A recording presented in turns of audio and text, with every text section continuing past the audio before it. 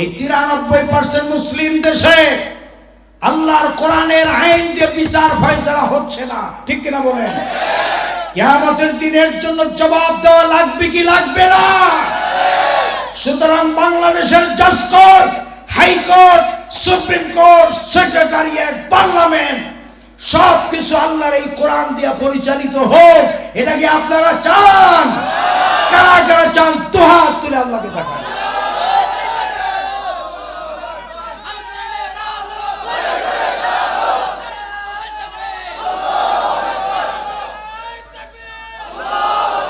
বলুন আলহামদুলিল্লাহ, আরো জোরে বলুন আলহামদুলিল্লাহ।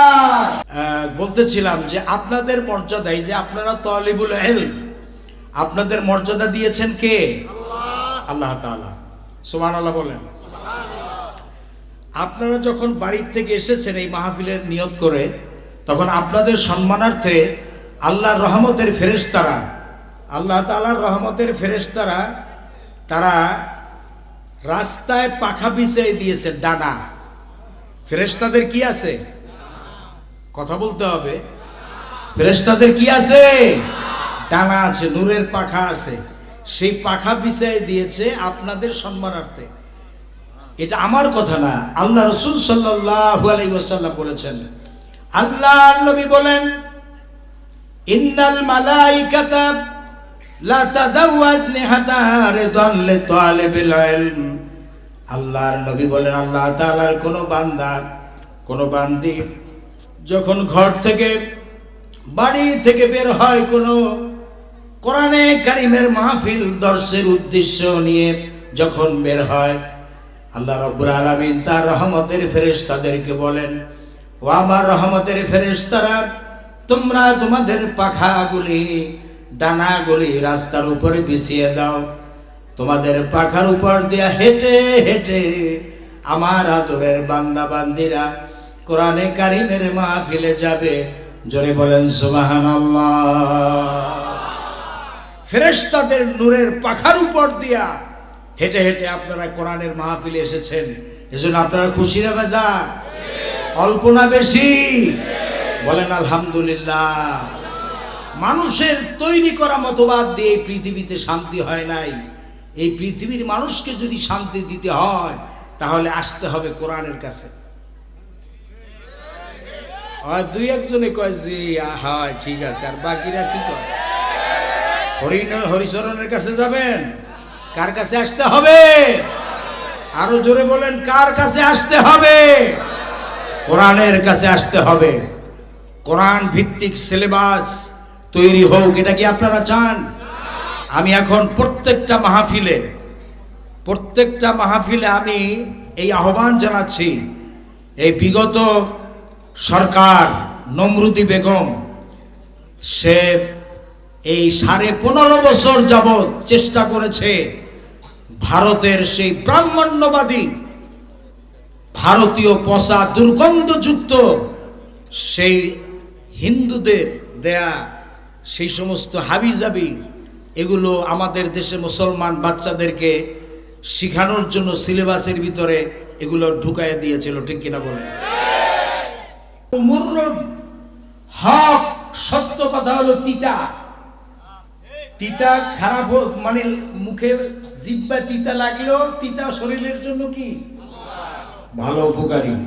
এজন্য আমাদের জীবনটা ভালো হবে যদি হক কথা, এই তিতাগুলি কথাগুলি যদি আপনারা স্থির চিত্তে আপনারা যদি শোনেন। কোনো ধরনের হাঁটাহাঁটি ওঠা বসা চলবে না। 1 থেকে 1.25 ঘন্টা সময় আল্লাহর কোরআনের জন্য অক্ষ করেছেন, বা স্টপ ফাস্তামিউ, একবারে মনোযোগ সহকারে কান দিয়ে শুনবেন, আর ওয়ানসিতু, চুপ থাকতে হবে। আল্লাহ তাআলা কবুল করুন, জোরে বলেন আমিন। সম্মানিত ভাইয়েরা, এই পৃথিবীর মানুষকে শান্তি দেওয়ার জন্য অনেকেই চেষ্টা করেছেন। দার্শনিক, কবি, সাহিত্যিক, চিন্তাবিদ, বুদ্ধিজীবী, রাজনীতিবিদ অনেকেই চেষ্টা করেছেন পৃথিবীর মানুষকে শান্তি দেওয়ার জন্য, কিন্তু শান্তি কেউ দিতে পারে নাই। বরং মানুষের তৈরি করা মতবাদ যতই প্রতিষ্ঠা করা হচ্ছে, ততই পৃথিবীতে অশান্তি বাড়তেছে। শান্তি যদি পেতে হয় আসতে হবে ইসলামের কাছে, আসতে হবে আল্লাহর কোরআনের কাছে। সুতরাং বলতেছিলাম, শুধু মাদ্রাসায় কোরআন পড়ানো হবে কেন? এই কোরআনকে 30 পারা কোরআন সিলেবাস আকারে স্কুলেও ক্লাস 1 থেকে মাস্টার ডিগ্রি পর্যন্ত সিলেবাস আকারে চালু করে দেওয়া হোক। নাকি আপনারা চান? কারা কারা চান তো হাত তুলে আল্লাহকে দেখেন।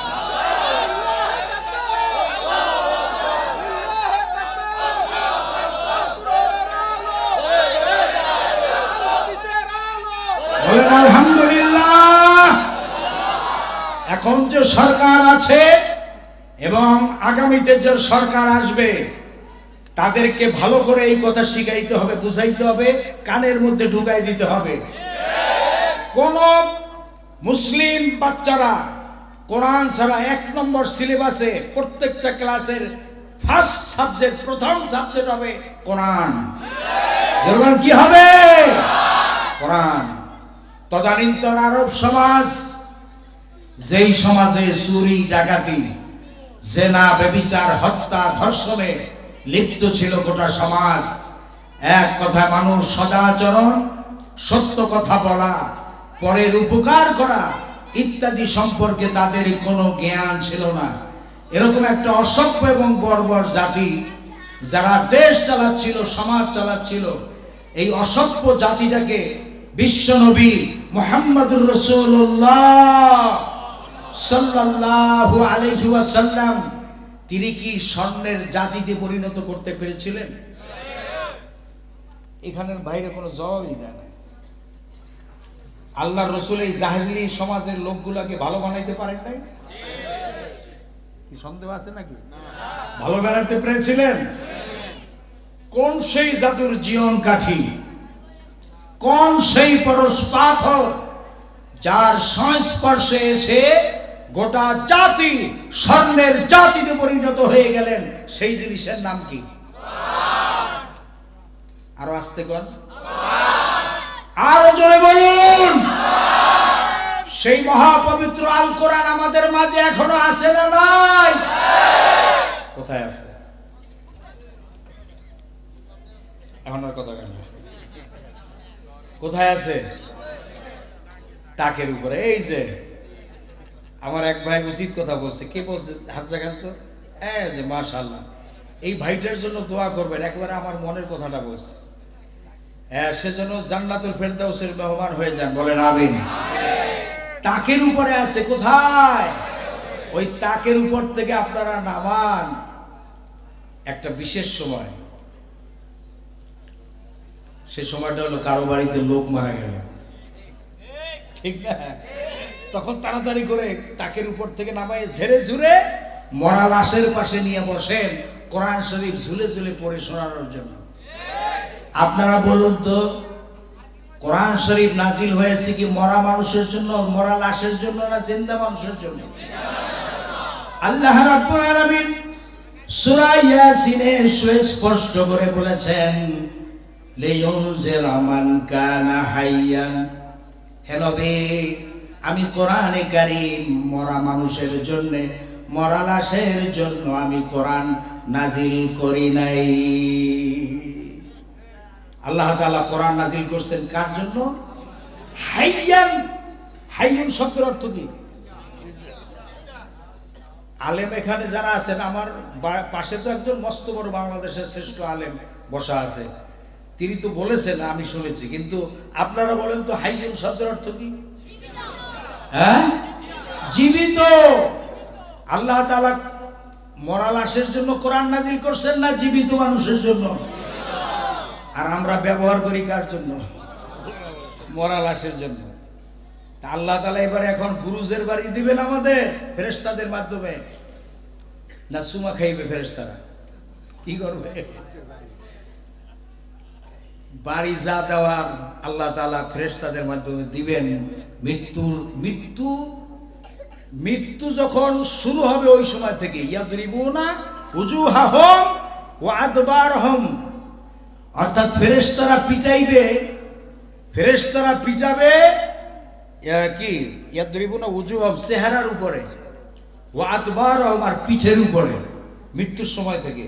এটা কিন্তু কোরআনের আয়াত, আমার বাপ দাদার কথা না।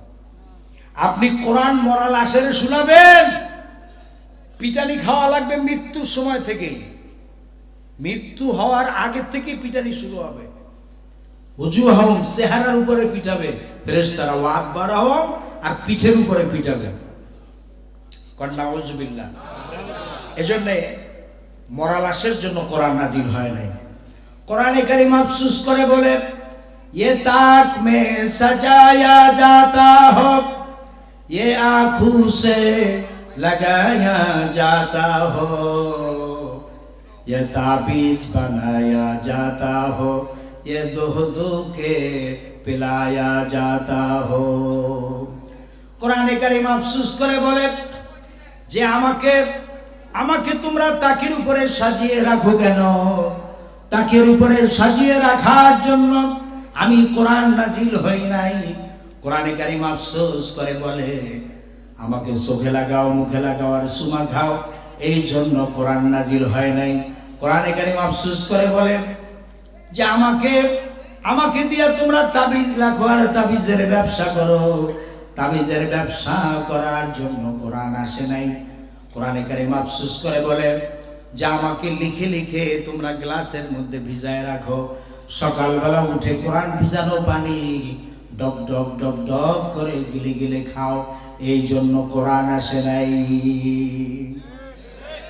তাহলে কোরআন কেন আসছে? জবাব আছে না নাই? কোরআন কেন আসছে আপনি জিজ্ঞেস করেন। এই কোরআনের মালিক যিনি, কোরআনের অথার, রাইটার, কোরআন যিনি পাঠিয়েছেন, তার কাছে প্রশ্ন করেন, হে আয় আল্লাহ তাআলা, আপনি কোরআন নাজিল করেছেন কেন? কি কারণে, কি উদ্দেশ্যে? জবাব আছে না নাই?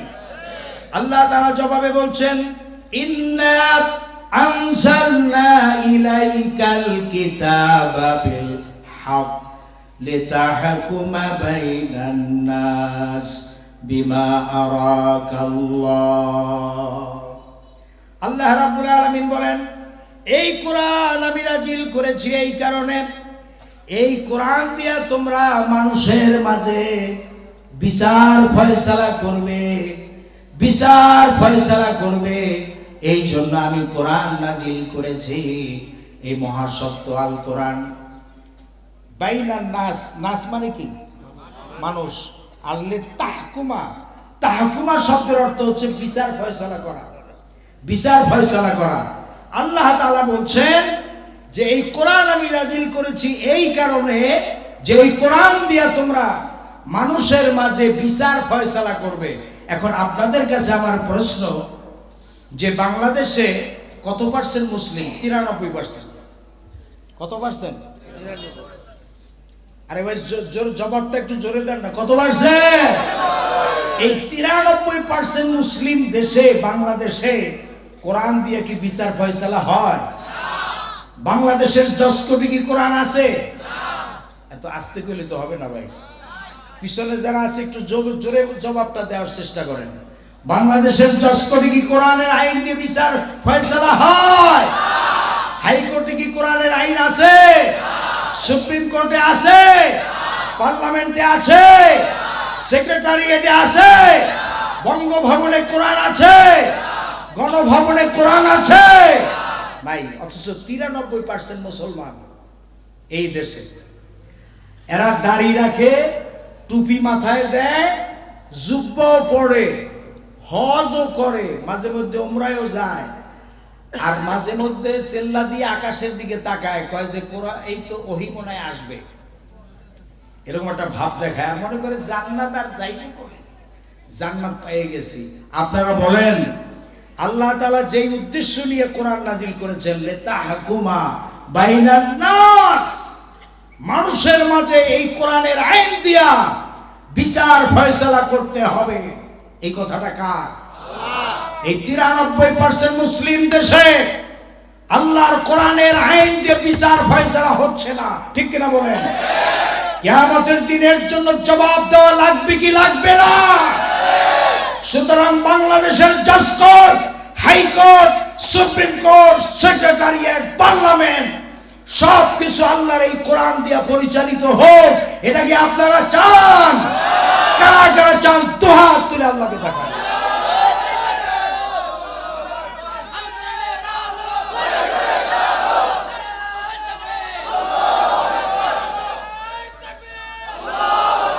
বলুন আলহামদুলিল্লাহ, আরো জোরে বলুন আলহামদুলিল্লাহ।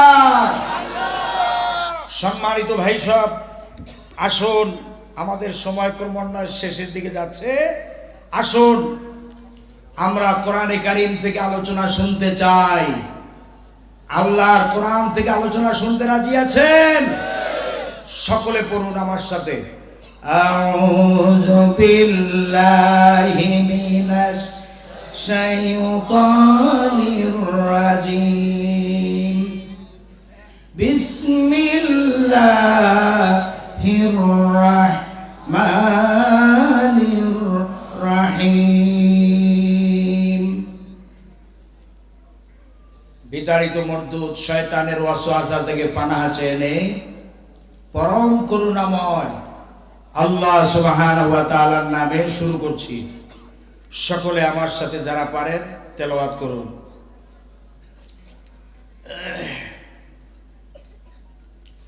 সকলে পড়ুন আমার সাথে যারা পারেন।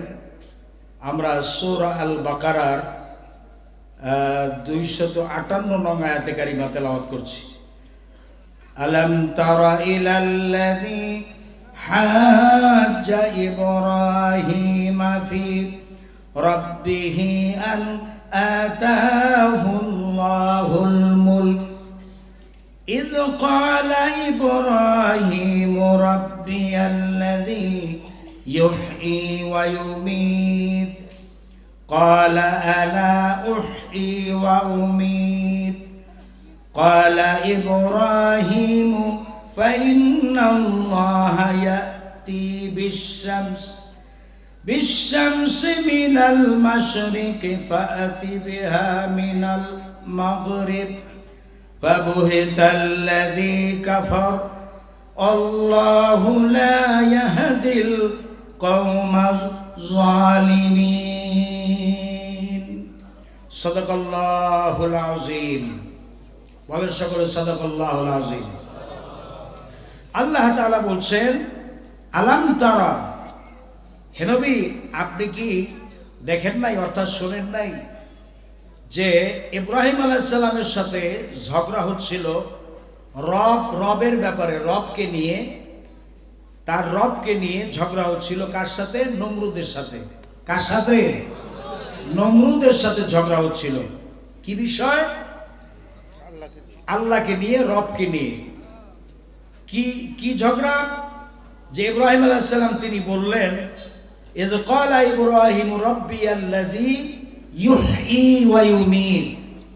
ইব্রাহিম আলাইহিস সালাম বললেন, আমার রব হচ্ছেন তিনি যিনি জিন্দা করেন, মৃত্যুকে জিন্দা করেন এবং জীবন্তকে মৃত্যু দেন। সুবহানাল্লাহ বলেন। তখন নমরুদ বলল, ক্বালা আনা উহয়ী ওয়া উমীত।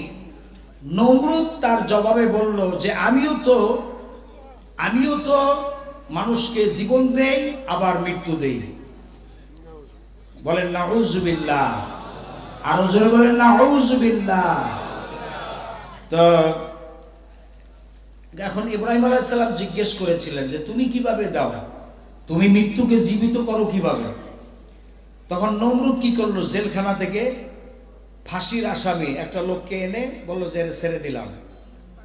ছেড়ে দিয়া বলল যে এই যে দেখো, এর জীবন দিয়ে দিলাম, এর 2-1 দিন পরেই তার ফাঁসি হওয়ার কথা, মৃত্যুদণ্ড প্রাপ্ত আসামি, এর ফাঁসি হওয়ার কথা, কিন্তু আমি তাকে জীবন দিয়ে দিলাম, এই যে আমি জীবন দিলাম। এরপরে একটা নিরপরাধ লোককে এনে মেরে ফেললো, যে এই লোকটার কোনো অপরাধ নেই, আমি তার জীবন নিয়ে নিলাম। কি আল্লাহর দেওয়া জীবন নিয়ে কি খেলা করে, হ্যাঁ? আর সে বলে যে আমিও জীবন দেই মৃত্যু দেই। নাউযুবিল্লাহ বলেন। ক্বালা ইব্রাহিম ফাইন্নাল্লাহা ইয়াতি বিশ-শামসি মিনাল মাশরিক ফাআতি বিহা মিনাল মাগরিব তখন ইব্রাহিম আলাইহিস সালাম বললেন, হে নমরুদ, আমার রব, আমার আল্লাহ হচ্ছেন তিনি যিনি পূর্ব দিগন্ত থেকে সূর্য উদিত করেন। এখন তোর যদি ক্ষমতা থাকে তুই পশ্চিম দিগন্ত থেকে সূর্য উদিত করে দেখা। এখন কবি নীরব হয়ে গেছে। কি হয়ে গেছে? হ্যাঁ, আল্লাহর দেওয়া জিনিস নিয়ে তো ফাজলামি করা যায়, কিন্তু সূর্যের উপরে কি মানুষের কোনো হাত আছে? সূর্য কার হুকুমে চলে? হযরত ইব্রাহিম আলাইহিস সালাম বললেন, বেটা নমরুদ, আমার রব হচ্ছেন তিনি যিনি প্রতিদিন পূর্ব দিগন্ত থেকে সূর্য উদিত করেন। তোর যদি ক্ষমতা থাকে পশ্চিম দিগন্ত থেকে তুই সূর্য উঠাই দেখা। ফাবহিতাল্লাযী কাফার, তখন লাজবাব হয়ে গেল। নমরুদ কি হয়ে গেল? লাজবাব হয়ে গেল, আর কোনো জবাব দিতে পারলো না। ইব্রাহিম আলাইহিস সালামের উপর খেপে গেল যে ইব্রাহিম বেশি বাড়াবাড়ি করতেছে। আপনারা নাউজুবিল্লাহ বলবেন না? কারণ নাফরমান, বেঈমান, বদমাইশ যারা, জুলুম জালেম যারা, এদের স্বভাবই হচ্ছে এরা মুমিনদের উপরে সবসময় এরা কি টর্চার করে, অত্যাচার করতে চায়। ঠিক কিনা বলেন? একটু কিছু হইলি দেখা যায় আয়না ঘর বানাইয়া নিয়ে কিরকম নির্যাতন চালায়। ঠিক না? ঠিক। তো নমরুদ সে বলল যে সে লাজবাব হয়ে গেল। আল্লাহ তাআলা বলেন ফাবহিতাল্লাযী কাফার, সে লাজবাব হয়ে গেল, আর কোনো জবাব দিতে পারলো না। আল্লাহু লা ইয়াহদিল কওমাজ জালিমিন, যারা জালেম, যারা অত্যাচারী, তাদেরকে কখনো সঠিক রাস্তা আল্লাহ তাআলা দেখান না। এখন অনেকে এই নমরুদি বেগমের জন্য মায়া কান্না করে যে নমরুদি বেগম সে তারে আবার এই দেশে সে চক করে ঢুকতে চায়। নারায়ে তাকবীর, আল্লাহু আকবার। এই অস্ত্র নিয়ে যদি আমরা ময়দানে নামি, 20 কোটি তৌহিদি জনতা নারায়ে তাকবীর, আল্লাহু আকবার স্লোগান দিয়ে যদি ময়দানে নামে, ভারতের ওই সমস্ত যারা সৈন্যবাহিনী আছে শিয়ালের মতো পালায়ে যাবে ইনশাআল্লাহ। জোরে বলেন ইনশাআল্লাহ। এই বহুবার পরীক্ষা কিন্তু হয়ে গেছে বর্ডারে। ঠিক কিনা বলেন? ওই যে সেই কি বলে কুড়িগ্রামের ওখানে, হ্যাঁ পাটগ্রাম, হ্যাঁ পাটগ্রাম এলাকায়, সেখানে ভারতে আমাদের বিডিআর ছিল তখন, আর ওদের কি বিএসএফ নাকি, এদের সাথে কয়েকবার টক্কর লেগেছে। ওরা রাইফেল বন্দুক থুইয়া বাবা গো মা গো হরে রাম হরে কৃষ্ণকে দৌড়। ঠিক না? ঠিক। বহুবার পরীক্ষা হয়েছে, সুতরাং টোকা দিয়া দ্বিতীয়বার পরীক্ষা করার চেষ্টা কেউ করবেন না, করবেন না, করবেন না। আমাদের এখনো অনেকে উস্কানি দেয় আমাদের বিরুদ্ধে, কাফের বেঈমানদেরকে লেলিয়ে দেওয়ার জন্য। এই যে ভারতের মিডিয়াগুলোতে অহরহ মুসলমানদের বিরুদ্ধে, বাংলাদেশের বিরুদ্ধে তারা অপপ্রচার চালিয়ে যাচ্ছে। ঠিক কিনা বলেন? ভারতকে হুঁশিয়ার করে জানাই দিতে চাই, যদি প্রয়োজন হয় আমাদের এই প্রিয় জন্মভূমি বাংলাদেশের 1 ইঞ্চি মাটি আমরা বিনা চ্যালেঞ্জে ছেড়ে দেব না। আপনারা রাজি আছেন? বিনা চ্যালেঞ্জে বাংলাদেশের 1 ইঞ্চি মাটি আমরা ছাড়ব না। আমরা ইমানদার, আমরা মুমিন। ঠিক কিনা বলুন? যদি প্রয়োজন হয়, যদি ডাক আসে কোরআনের রাজ প্রতিষ্ঠার আন্দোলন করতে গেলে, যদি ভারত বাধার সৃষ্টি হয়ে দাঁড়ায়, তখন আমরা এদেশের তৌহিদবাদী জনতা, কোরআন প্রেমিক জনতা কাফনের কাফন মাথায় জড়িয়ে আল্লাহর দ্বীনকে কামিয়াব করার জন্য কারা কারা রক্ত দিতে প্রস্তুত আছেন, দোয়া তুলে আল্লাহকে দেখা দাও।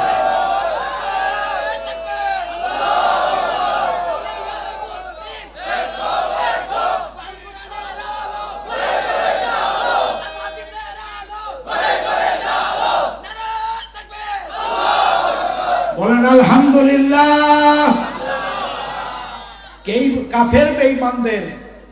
কাফের বেঈমানরা বিশ্বাসই করে না যে আল্লাহ তাআলা যে আবার মৃত্যুর পরে যে জীবিত করবেন। এটা কাফের বেঈমানরা বিশ্বাস করে। কাফের বেঈমানেরা বলে আমরা যখন মরে যাব, কবরে লাশ যাবে পচে, কত মানুষ আগুনে পুড়ে ফেলে, কত মানুষ বাগে খেয়ে ফেলে। কবরের আযাব হয় কি না হয়? খামাখা দুনিয়াতে এত কষ্ট করব, তার সে দুনিয়া আনন্দময় জায়গা, যার মনে যদ্দুর লয় আনন্দ ফুর্তি করে লই। ইট ড্রিঙ্ক অ্যান্ড বি মেরি, খাও দাও ফুর্তি করো, দুনিয়াটা মস্ত বড়, দুনিয়া মে মজা লে লো, দুনিয়া তোমারি হ্যায়। এই বেলা ভাই মদ পান করে নাও, কাল নিশীতের ভরসা কই, চাঁদনি জাগিবে যুগ যুগ ধরি, আমরা তো আর রব না সই। নগদ যা পাও হাত পেতে নাও, বাকির খাতায় শূন্য থাক, দূরের বাধ্য কিলাপ শুনে, মাঝখানে যে বেজায় ফাঁক। কাফের বেঈমানেরা বলে, এই সকালের স্নিগ্ধ রোদ, এই মায়াবী চাঁদ, দক্ষিণামলয় সমীরণ, সবুজের সমারোহ, পাখির কৌতান, নদীর কুলু কুলু রব, তারা ভরা আকাশ যুগ যুগ ধরে টিকে থাকবে, আমরা তো আর থাকবো না। এই পৃথিবীতে যা দেখো সবই তো নগদ, এসব যেভাবে পারো ভোগ করো। নাউজুবিল্লাহ। এটা কার কথা? সবাই বলতে পারে না কার কথা? কাফের বেঈমানদের কথা। উলাইকা উলাইকাল্লাযীনা কাফারু বিরাব্বিহিম, আল্লাহ কোরআন শরীফ বলছেন উলাইকাল্লাযীনা কাফারু বিরাব্বিহিম, তারা পরকালকে অস্বীকার করার নাম করে সরাসরি আল্লাহ তাআলাকে এরা অস্বীকার করে। নাউজুবিল্লাহ বলবেন না? ওরা বলে ওয়াকালু মা হিয়া ইল্লা হায়াতুনাদ দুনিয়া নামুতু ওয়া নাহইয়া ওয়া মা ইউহলিকুনা ইল্লা দাহর। ওরা বলে দুনিয়া এবং আখিরাত বলতে জীবন তো শুধু আমাদের এই দুনিয়ার জীবনই শেষ কথা, এরপরে আবার কি? এটাই আমাদের জীবন, এখানেই বেঁচে আছি, এখানেই মরে যাব, আর কালের আবর্তন ছাড়া আর তো কিছুই হয় না। সুতরাং পরকাল আবার একটা কি জিনিস? আল্লাহ রাব্বুল আলামিন বলেন কুলিল্লাহু ইউহয়িকুম সুম্মা ইউমীতুকুম সুম্মা ইয়াজমাউকুম ইলা ইয়াউমিল কিয়ামাতি লা রাইবা ফীহি। আল্লাহ রাব্বুল আলামিন বলেন তোমরা নিষ্প্রাণ ছিলে, সেখান থেকে আল্লাহ পাক তোমাদেরকে জিন্দা করেছেন, এই জিন্দা থেকে তোমরা আবার মৃত্যুবরণ করবে, তোমাদেরকে আবার পুনরুজ্জীবিত করা হবে, এতে কোনো সন্দেহ নাই। ওয়ালাকিন্না আকসারান নাস লা ইয়ালামুন, আসল কথা হলো মানুষেরা, অধিকাংশ লোকেরা এই সম্পর্কে কিচ্ছুই জানে না। কথাটা কার? একটু বোঝার চেষ্টা করবেন। ওয়ালাকিন্না আকসারান নাস লা ইয়ালামুন, এই যে আমাদের মৃত্যু হবে, মৃত্যুর পর আবার আল্লাহ জীবিত করবেন, আল্লাহ তাআলা বলছেন এই সম্পর্কে অধিকাংশ মানুষ কিচ্ছুই বোঝার চেষ্টা করে। আমার ভাইয়েরা, আমাদের প্রত্যেকের যে মৃত্যু হবে এটা কি আপনারা স্বীকার করেন? যারা জবাব দেয় না এরা ওই যে লঙ্গি আলা, হ্যালো এই পিছনে পিছনে ধরেন তো লঙ্গিটা, আবার লঙ্গি ধরে এমন ভাবে বেকায়দা ফেলাই দিয়েন না। একটা মাহফিলে তো এরকম ভাবে এক লোক মারছে দৌড়। কোরআনের আলোচনা যখনই শুরু হয়, কোরআনের আয়াত, তখন শয়তান তো জিনের মধ্যেও আছে, মানুষের মধ্যেও আছে না নাই? কথাটা কার? মিনাল জিন্নাতি ওয়ান নাস, মানুষ জিনের ভিতর আছে, মানুষের ভিতরে শয়তান আছে, জিনের মধ্যেও আছে। তো মানুষ শয়তান যারা, এরা কোরআনের আয়াত যখনই শুরু হয় সহ্য হয় না, শরীরে জ্বালা পোলা শুরু হয়ে যায়। তো একটা আমি এরকম বিশাল এক মাহফিলে আমি যখন তাফসীর করতেছিলাম, হঠাৎ করে এক লুঙ্গি পরে একটা লোক মাঝখান থেকে উঠে মারছে দৌড়। তো দুষ্ট লোক তো সব জায়গায় দুই একজন থাকে, থাকে কিনা বলে, কে জানে লুঙ্গির একটু সাইড দিয়ে হয়তো টাচ করছে, গেলে আর লঙ্গি যে হালকা হালকা পরায় তো আর নিজে ও চিন্তা করছে কোন ফাঁকে দৌড় মারবে। এখন এমন জোরে দৌড় মেরেছে, তো ওই যে একজনে ধরছে, একটু লঙ্গি এক জায়গায় শিখেছে আর এক জায়গায়। এরকম বিশাল মাহফিলে এই ধরনের ঘটনা যদি ঘটে, আপনারা বলেন তো অবস্থাটা কি হয়? খুব খারাপ অবস্থা হয় না? তো শেষ পর্যন্ত বেচারা কি করবে, দৌড়েই আর বের হইতে পারে না, লঙ্গি কই আর এক জায়গায়। পরে লঙ্গিটা ওই যে ফুটবলের মতো এরকম গোল করে একজনে এরকম নিক্ষেপ করলো, এরপরে ধরে বসে বসে কি লঙ্গি পরা যায় সহজে? অনেকক্ষণ বসে বেচারা কি করবে, হাসবে না কাঁদবে, মানে বহু কষ্ট করে লঙ্গিটা পড়ছে। এরপরে কান ধরে তওবা করছে, জিন্দেগিতে আর কোরআনের মাহফিলটা দৌড় মারবে না। আবার ভাইরা, আল্লাহ তাআলা কিন্তু দেখান না, কিন্তু মাঝে মধ্যে দেখাই বসেন, ঠিক না বলেন? আল্লাহ তাআলা সহজে বান্দাকে কিছু বলতে চান না, কিন্তু মাঝে মধ্যে দেখায় দেন। কোরআনের মাহফিল থেকে কেউ যদি পিঠ দেখাইয়া উঠা হাঁটে বা দৌড়ায়, তার ঈমান থাকে? থাকে না। কিন্তু আল্লাহ তাআলা তারে বলছে যে ওটা হলো একটা মরা মানুষ। এটা কি মানুষ? মরা মানুষের সাথে তুলনা করেছেন। আমার ভাইরা, সুতরাং আমি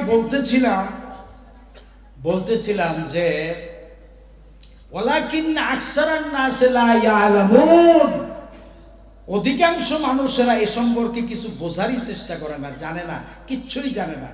আল্লাহ তাআলা বলছেন, এই যে আমাদের মৃত্যুটা হবে, এই চিন্তা যদি আমাদের দিলের ভিতরে, প্রত্যেকটা মানুষের দিলের ভিতরে যদি থাকতো, তাহলে এই দুনিয়ায় গাড়ি বাড়ি ঘর সংসার এত আরাম আয়েশের চিন্তা কেউ করতে পারতো? কথা বলেন। ব্যবসা বাণিজ্য চাকরি নকরি সব করে থাকতো, কিন্তু কারো দিলের ভিতরে এই চেতনা বোধ নাই। দিনের পরে যেমন রাত আসে, অন্ধকারের পরে যেমন আলো আসে, তেমনি জীবনের পরে মৃত্যু আসবে। দুনিয়ার সকল সমস্যার সমাধানের চেষ্টা চলে, কিন্তু মৃত্যু সমস্যার কোনো সমাধান নাই। এটা প্রত্যেকের জীবনে আসবে কি আসবে না বলেন? জোরে বলেন, আসবে কি আসবে না?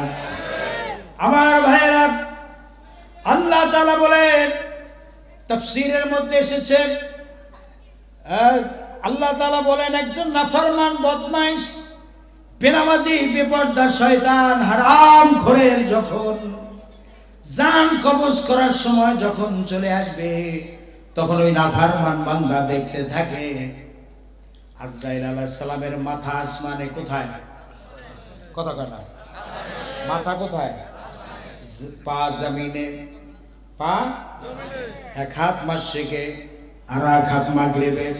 তাম পৃথিবী জোড়া শরীর, তাম শরীরে কালো কালো লম্বা লম্বা পশম, প্রত্যেক পশমের গোড়া দিয়া আগুনের জিহ্বা বের হয়।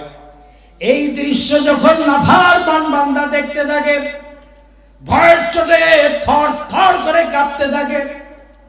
হযরত আজরাইল আলাইহিস সালামের নীল রঙের দিঘির মতো দুইটা চক্ষু নাফরমানের দিকে তাকায়, যখন চোখ রাঙানি মারে, তখন নাফরমান বান্দা ভয়ের চোটে তার কলিজাটা শুকায় যায়। হাফতে দাঁড়িয়া গরবানুশাম তানা গরদাদ জানেমান, শরবতে দিদারে বায়াত আজলাবে মাহবুবে বান। এত পিপাসা পায়, 7টা সমুদ্রের পানিও যদি ওই নাফরমান বান্দাকে পান করিয়ে দেওয়া হয়, তবু ওই নাফরমানের, মুমূর্ষ নাফরমানের পানির পিপাসা মিটে না। আপনারা আমরা কি করি? মুমূর্ষ ব্যক্তির পাশে বসে একটা ছোট্ট পেয়ালায় নিয়ে একটু পানি নেই, একটা পেয়ালা কি করি, পানি নিয়ে একটা ছোট্ট চামচ দিয়া মুমূর্ষ ব্যক্তির মুখে আস্তে আস্তে একটু করে দিতে থাকি। এতে কি হয়? কিছুই হয় না। হযরত আজরাইল আলাইহিস সালাম হাত মেরে বলেন, ওরে খবিস, আজীবন আল্লাহ রাব্বুল আলামিনের হুকুম আহকাম থেকে ভেঙে গিয়েছিস। আল্লাহ রাব্বুল আলামিন নামাজের হুকুম করেছেন, নামাজ পড়িস নাই। রোজার হুকুম করেছেন, রোজা রাখো নাই। পর্দার হুকুম করেছেন, পর্দা করো নাই। ফজরের সময় মসজিদ থেকে ডাকা হয়েছিল হাইয়া আলাস সালাহ, হাইয়া আলাল ফালাহ, আস-সালাতু খায়রুম মিনান নাওম। ঘুমের চাইতে আর আমাদের কাছে নামাজের চাইতে ঘুম ভালো। হযরত আজরাইল আলাইহিস সালাম বলবেন, জোহরের সময় ডাকা হয়েছিল হাইয়া আলাস সালাহ বলে মসজিদে যাইস নাই। আসরে ডেকেছিল, মুয়াজ্জিন সাহেব সাড়া দাও নাই। মাগরিবে ডেকেছে, মসজিদে হাজিরা দাও নাই। এশায় ডাকা হয়েছে, মসজিদের ধারে কাছেও পাড়া দিস নাই। এখন আর ভাগবার জায়গা পাবি না। এই বলে হযরত আজরাইল আলাইহিস সালাম ওই নাফরমানের রূহটাকে যখন খপ করে ধরে ফেলবে, নাফরমান বান্দা থর থর করে কেঁপে উঠবে। আল্লাহ রাব্বুল আলামিন ডাক দিয়া বলে, রে আজরাইল একটু সবুর কর, আমার এই নাফরমান বান্দা বড় শখ করে জাহান্নাম কামাই করেছে, ওকে জাহান্নাম না দেখিয়ে ওর রূহটা কবজ করিস না। জাহান্নামের চিত্রটা দেখা। তখন জাহান্নামের ভিডিও ওই নাফরমানের চোখের সামনে ধরে হযরত আজরাইল আলাইহিস সালাম কন নাউযুবিল্লাহ। তখন দেখবেন বহু মুমূর্ষু ব্যক্তি আছে, সে দেখতে চায় না, বলে আহ আহ বলে মাথা ডানে বামে এরকম ঘোরাতে থাকে, ডানে বামে মাথা ঘুরায়। ওই জাহান্নামের চিত্র সে দেখতে চায় না, কারণ জাহান্নামে ওয়াস্তারিখুনা ফিহা, জাহান্নামের চিৎকার মেরে আল্লাহ আল্লাহ আল্লাহ করে ডাকতে আছে। জাহান্নামের ভিতরে পড়তেছে, জাহান্নামীরা আর আল্লাহ আল্লাহ বলে ডাকতেছে, চিৎকার মেরে। ফি আমাদিন মুমাদ্দাদা, জাহান্নামের ভিতরে খুঁটি আছে, বিশাল বিশাল খুঁটি। এই খুঁটির সাথে ফি সিলসিলাতিন জারউহা ৭০ জিরাআন ফাসলুকু, আল্লাহ তাআলা বলেন জাহান্নামের খুঁটির সাথে ৭০ গজ শিকল দিয়ে জাহান্নামীদেরকে বেঁধে রাখা হবে। এই দৃশ্য যখন নাফরমান বান্দা দেখে, সে আর দেখতে চায় না। তখন হযরত আজরাইল আলাইহিস সালাম ওই নাফরমানের রূহটাকে ধরে এমন জোরে টান মারে, টানের চোটে তার কলিজার রগগুলো ছিঁড়ে বের করে নিয়ে যায়।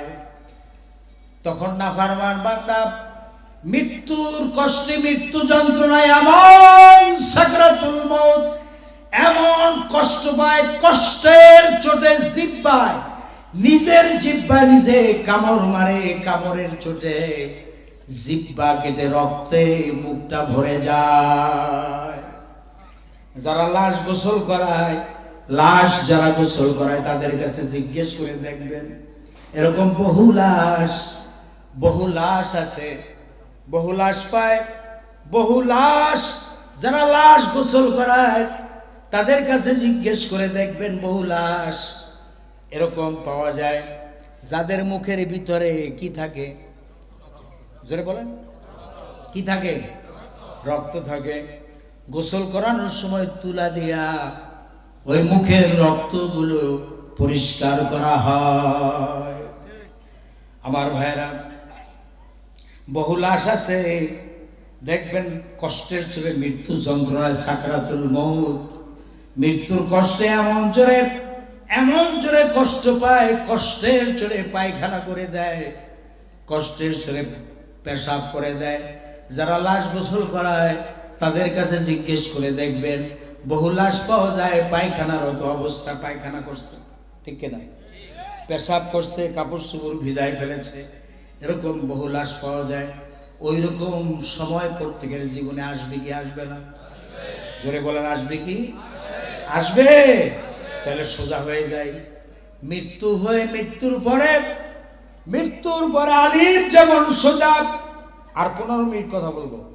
মৃত্যুর পরে আলিফ যেমন সোজা, ওই রকম সোজা মৃত্যুর পরে না হইয়া মৃত্যুর আগে আলিফের মতো সোজা হয়ে যায়, তাহলে নাজাত পাওয়া যাবে, অন্যথায় কিন্তু নাজাত পাওয়া যাবে না।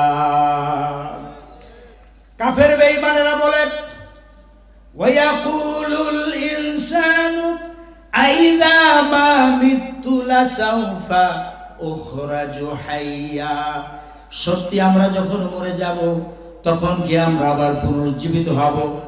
আমাদের কি আবার জিন্দা করা হবে? এটা কি করে সম্ভব? মরে গেলাম আবার জিন্দা কে করবে? আল্লাহ রাব্বুল আলামিন বলেন, আওয়ালা ইয়াযকুরুল ইনসানু আন্না খালাকনাহু মিন ক্বাবলু ওয়া লাম ইয়াকু শাইআ। মানুষের কি সেই কথা মনে পড়ে না যখন তাকে সৃষ্টি করার আগে সে কিছুই ছিল না? তোমার সৃষ্টির আগে যখন তুমি কিছুই ছিলে না, সেখান থেকে তোমাকে যিনি সৃষ্টি করেছেন, তোমার মৃত্যুর পরে তিনি আবার তোমাকে জিন্দা করতে পারবেন। সুবহানাল্লাহ। আল্লাহ পাক বলছেন, তোমার কি মনে নাই? হাল আতা আলাল ইনসানি হিনুম মিনাদ দাহরি লাম ইয়াকুন শাইআম মাযকুরা। মানুষের কি এমন এক সময় এসেছিল না যখন সে উল্লেখযোগ্য বিষয়বস্তু হিসাবে পরিগণিত ছিল না? তোমার নাম ছিল না, পরিচয় ছিল না, কিছুই ছিল না, কেউ তোমাকে জানতো না, শুনতো না। আমি আল্লাহ পাক তোমাকে সৃষ্টি করেছি, তোমাদেরকে জিন্দা করতে পারবো না। এটা কেমন কথা তোমরা বলো? ওরা বলে, ওয়াকালু আইযা কুন্না ইযামান ওয়া রুফাতান আইন্না লামাবউসুনা খালকান জাদীদা। আমরা যখন মরে যাব, আমাদের হাড্ডি গুড্ডি যখন একেবারে মাটির সাথে মিশে যাবে, তখন কি আমরা আবার পুনর্জীবিত হব? আমাদের কি আবার জিন্দা করা হবে? কাফেররা বলে। আল্লাহ তাআলা বলেন, হে নবী আপনি জবাব দিয়ে দেন, কুল কুনু।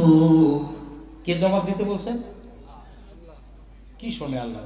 কে জবাব দিতে বলেছেন? আল্লাহ তাআলা বলেন, হে নবী আপনি জবাব দিয়ে দেন, কুল কুনু হিজারাতান আও হাদিদা।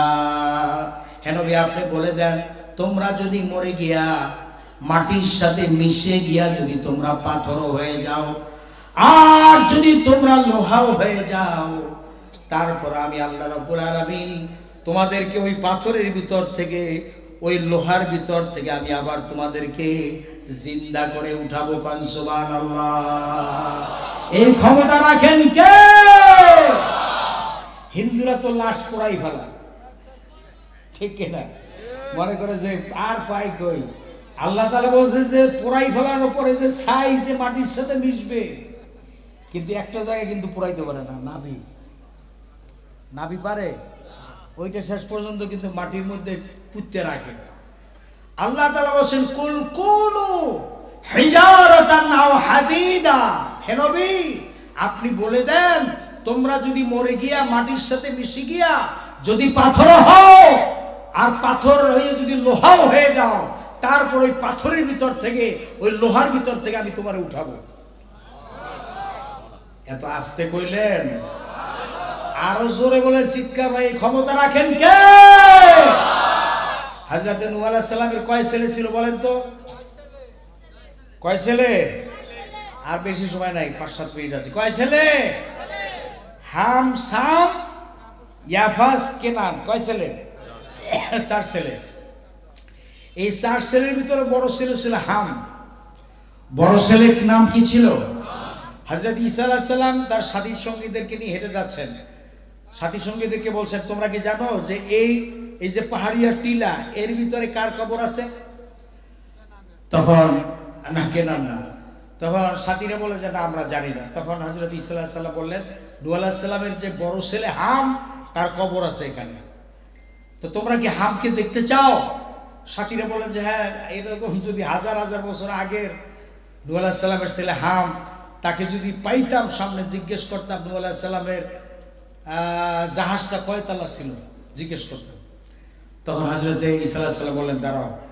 ঈসা আলাইহিস সালাম হাতে একটা ছড়ি ছিল, লাঠি।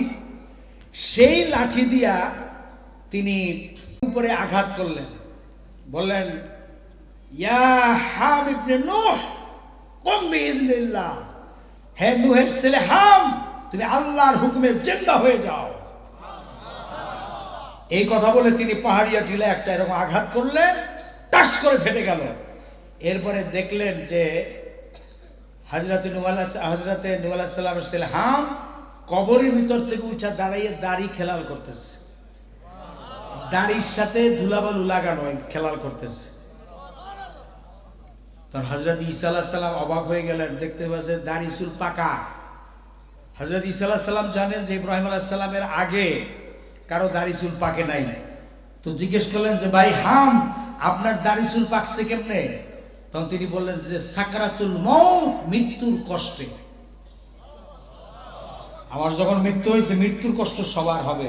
ওয়াজা সাকরাতুল মাউত বিল হক যালিকা মা কুনতা মিনহু তাহিদ।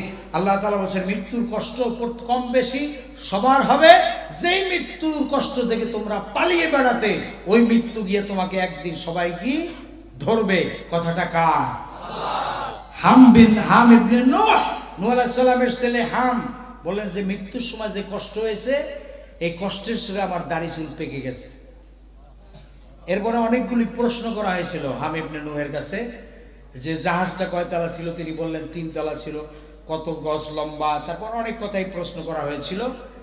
তো আমি সেদিকে যাচ্ছি না। তো এখানে আমার বলার উদ্দেশ্য হচ্ছে এই যে ওই যে পাহাড়িয়া টিলার ভিতর থেকে হযরত ঈসা আলাইহিস সালাম ছড়ি দিয়া লাঠি দিয়া আঘাত করে যদি জিন্দা করে দেখাইতে পারেন, এই ঈসা আলাইহিস সালামকে ক্ষমতা দিয়েছেন কে? আল্লাহ। তা আল্লাহ তাআলা ইসরাফিল আলাইহিস সালামের সিংহে ফুৎকারের মাধ্যমে আমাদের সকলকে কিয়ামতের দিন কি উঠাতে কি আল্লাহ ব্যর্থ হবেন? না। আল্লাহ তাআলা কি পারবেন না? সুতরাং ঈমান আনতে হবে কার উপরে? বিশ্বাস করতে হবে কার উপরে? আল্লাহ তাআলাকে বিশ্বাস করতে হবে। আল্লাহর হুকুম অনুযায়ী আমাদের জীবন পরিচালনা। আল্লাহর হুকুমের বাইরে চললে জান্নাত পাওয়া যাবে না জাহান্নাম? আপনি যদি দুনিয়ায় বসে জাহান্নাম কিনে যান, তাহলে আপনার জান্নাত দেব কে? আপনাকে জান্নাত কিনে যাইতে হবে। এর জন্য আল্লাহ তাআলা কোরআন শরীফে বলেছেন, ইন্নাল্লাহা আশতারা মিনাল মুমিনিনা আনফুসাহুম ওয়া আমওয়ালাহুম বিআন্না লাহুমুল জান্নাহ ইউকাতিলুনা ফি সাবিলিল্লাহি ফায়াকতুলুনা ওয়া ইউকতালুন। নিশ্চয় আল্লাহ তাআলা মুমিনদের জীবন এবং তাদের সম্পদ জান্নাতের বিনিময়ে খরিদ করে নিয়েছেন। কোন সুবহানাল্লাহ। আর আমরা তো এখানে যারা আছি সবাই কি 2-1 জনের মুমিন, বাকিরা কি সব হরিচারণের দলের নাকি? আমরা এখানে যারা বসা আছি সকলে কি মুমিন। তো মুমিন যদি হয়, আমাদের জীবন আমাদের সম্পদ জান্নাতের বিনিময়ে আল্লাহর কাছে বিক্রি করতে রাজি আছেন কে কে? সবাই আছে? কই দেখি তো সবার হাতগুলো দেখেন তো, দেখি কারা কারা আছে। বলেন ইয়া আল্লাহ, ইয়া আল্লাহ। আমাদের জীবন আমাদের সম্পদ জান্নাতের বিনিময় আপনার কাছে বিক্রি করে দিলাম। ইয়া আল্লাহ, ইয়া আল্লাহ। আমাদের এই ক্রয় বিক্রয় আল্লাহ আপনি কবুল করে নিন। আল্লাহ তাআলা আপনি কবুল করে নিন। কিয়ামতের দিন আমাদেরকে জান্নাত দান করুন। বলেন আমিন। আরো জোরে বলেন আমিন। এখন এখানে যারা ওয়াদা করলেন আমাদের জীবন আমাদের সম্পদ আল্লাহর কাছে জান্নাতের বিনিময়ে বিক্রি করে দিলাম, এখন আমাদের জীবন এবং সম্পদের মালিকানা কার? আল্লাহ। জোরে বলেন কার? আল্লাহ। আমাদের সম্পদ ব্যয় হবে কার হুকুমে? আমাদের জীবন প্রয়োজনে দিতে হবে কার হুকুমে? আল্লাহ তাআলার হুকুমে দিতে হবে। এখন জীবন প্রয়োজন হলে দিবেন, কার জন্য দিবেন?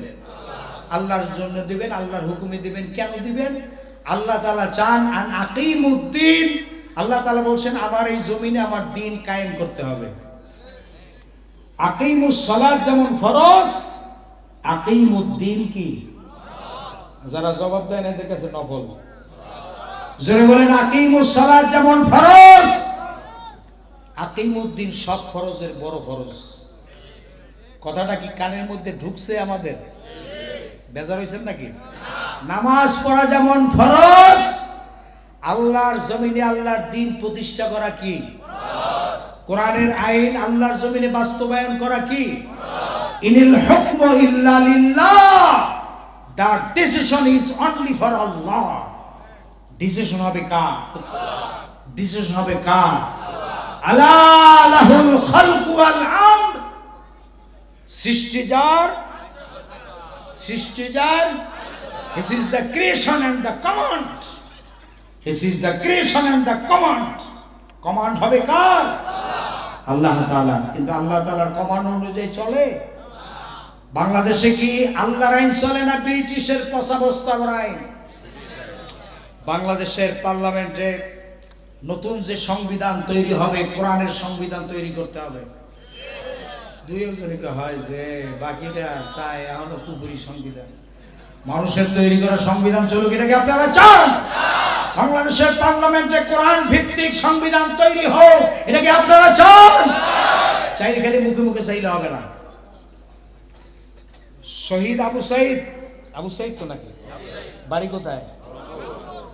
শহীদ আবু সাইদ যেরকম বুক পেতে দিয়েছিলেন গুলির সামনে, বুনিয়াদুম মারসুস, সীসা গলানো প্রাচীরের মতো শক্ত হয়ে সারিবদ্ধভাবে ময়দানে নেমে পুলিশের সামনে, গুলির সামনে বুক পেতে দিয়েছিলেন। আপনারাও যদি ওই রকম আপনাদের জীবন আল্লাহর রাস্তায় বিলীন করে দেওয়ার জন্য যদি আপনারা প্রস্তুতি নিয়ে ময়দানে নামতে পারেন, পরীক্ষা কিন্তু শেষ হয় নাই, আবারও পরীক্ষা দিতে হবে। এরকম পরীক্ষা দেওয়ার মনোবাঞ্ছা নিয়ে আবু সাইদের মতো, বুনিয়াদুম মারসুসের মতো যদি ময়দানে নামতে পারেন, অবশ্যই বাংলার জমিন হবে কোরআনের জমিন হবে ইনশাআল্লাহ। বাংলাদেশের পার্লামেন্ট হবে কোরআনের পার্লামেন্ট।